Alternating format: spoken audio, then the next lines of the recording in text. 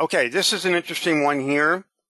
So what we're doing when you define your machine tool definition, now we're implementing the min-max of the translational limits of your machine.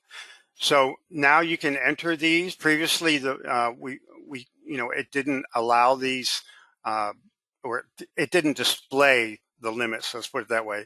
And in 2025, we're displaying them. So if you enter your limits, check this box to display the translational limits, and it'll display that volume on the part itself. So what I'm getting at here down in this picture here, we see that the part is accidentally moved too far in the X direction, and it's actually violating the translational limits of your part.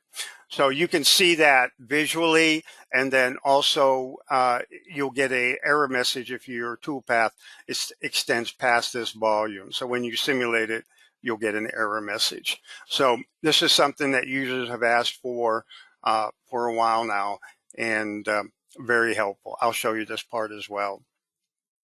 So just as a review, machine tool definition, when you define your machine tool, define your translational limits. Every CNC machine has these limits. You just look them up in your manual to just determine what those limits are in X, Y, and Z, and you can add them here and you can just display them on the part.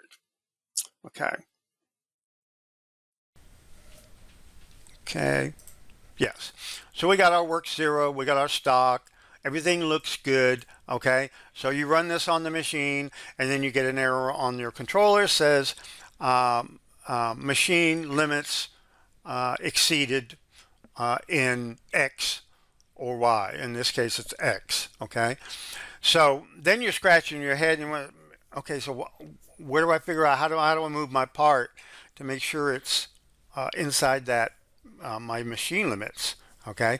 And we actually get a lot of support emails on this. So what we've done in 2025 is we've given you the ability to see your machining envelope on the screen. So if you go up to the machine definition dialog and you set your min-max translational limits of your router, and these are values that you will find in your router manual. If you can't find it, just contact your router manufacturer and they'll supply those values for you. Just enter those values here. Check this box. This is new.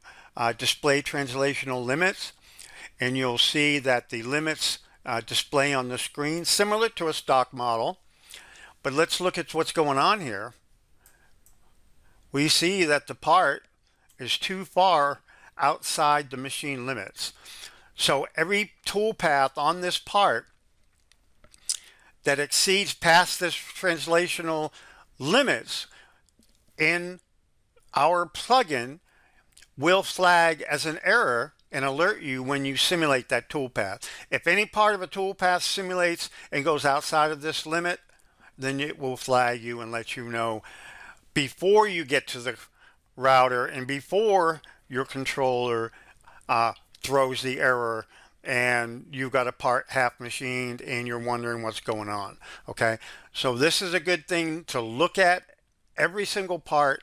Make sure your translational limits of the machine is set in the machine tool setup dialog, and check this box and you can visually see your translational limits as it relates to your part and your setup. A very, very useful enhancement, okay, for 2025.